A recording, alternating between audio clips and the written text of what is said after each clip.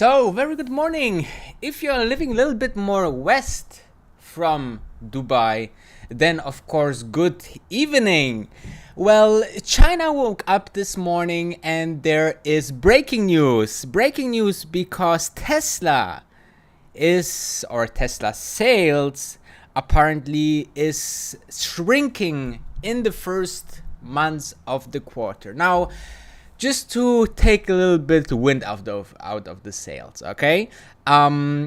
This is normal, okay? Every first quarter the sales go a little bit down, but I think this is also a sign that obviously also China is affected by all of this crisis, obviously because we just have a global situation with this health crisis, and also Chinese customers are obviously affected and will think twice if they spend this $50,000 for a brand new car.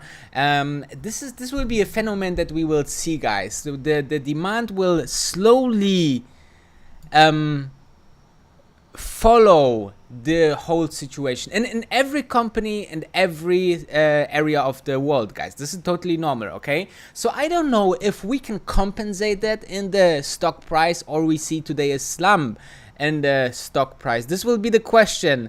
I think with all this going on, it can be difficult because the Tesla stock is already very high priced for perfection, I would assume, and therefore let's see if we see a little bit of profit taking now, and maybe new investors come in for this lower price. We are somewhere around $820 US, and I think we could open a little bit lower, but let's have a look into the breaking news. So China just came out, or Reuters just came out with this piece to this morning.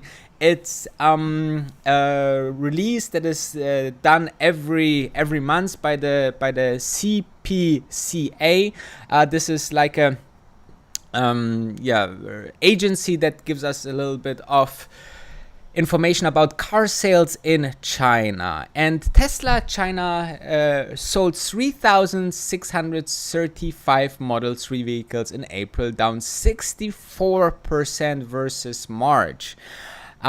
Because here you can see CPCA is the China Passenger Car Association, and then you see that what was a little bit surprising for me was that they said that the industry body said during the online briefing that Tesla produced over 10,000 cars in Shanghai, but you know that's a little bit lower what we know from the Q1 report, because in the Q1 report it was already stated that we are looking at 4,000 vehicles per week, which is like 12,000 vehicles per month, but obviously maybe this was just achieved before the closing of the quarter for Q1, because I think you can trust there the numbers of Tesla. And then what was also very surprising for me was that Tesla sold 10,160 vehicles in March,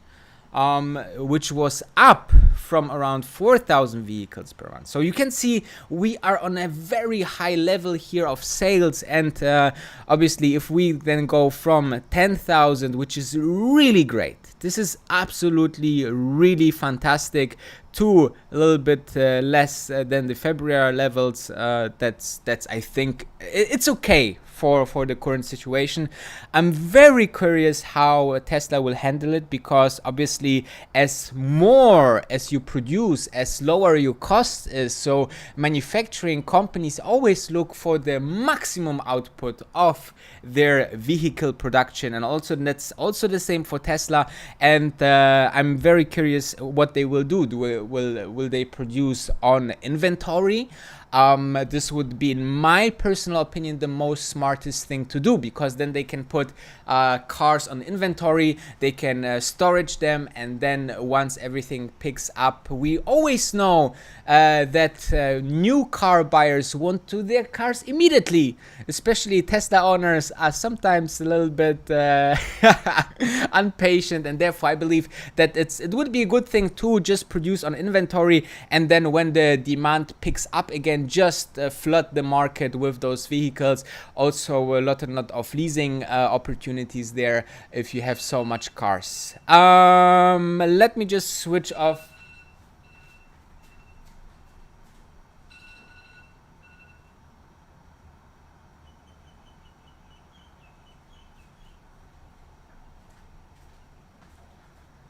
Okay, so I'm back.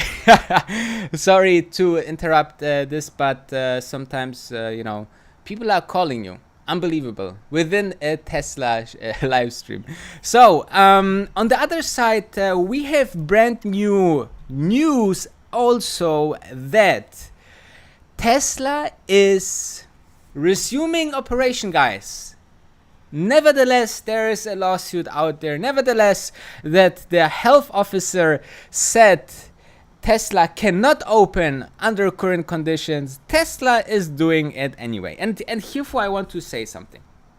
I think Tesla is one of the company that is really driving on those limits, driving on those, really, it's pushing their team hard, not only on the development side and saying, we want to have this, and I think this is lot of this is Elon Musk, obviously, he's pushing his team, he's pushing the development of the product to make the very best product out there, things like this. You saw the last time with Steve Jobs. Steve Jobs also came in the room. He said, I want to have this done. Doesn't matter what. Make this happen. And I think Elon Musk is of a similar nature. Therefore, I think Tesla investors can be very happy about that. And if the stock drop, just put more in your portfolio, because long term, this company will be very successful. Let's have a look.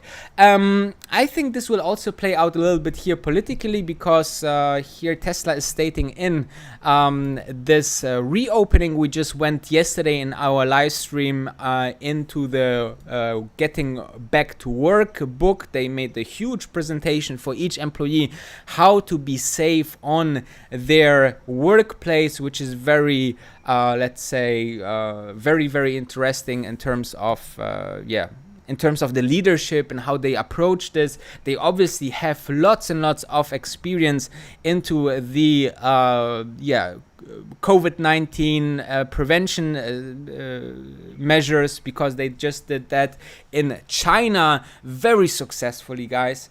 If you just type in YouTube the reopening of Tesla Shanghai, you will find a huge video how they implemented many things. So anyway, basically Tesla argues in the blog post that the Fremont factory falls under Governor Gavin Newsom's essential workforce guidelines and should resume production because it's a critical national infrastructure. So as you can see, guys, good and bad news this morning already, to wake up to or to go to bed to. Just in a couple of hours, in about, what is it, 6.5 hours or 7.5 hours, we should reopen the stock market and see how this kind of news will affect the Tesla stock.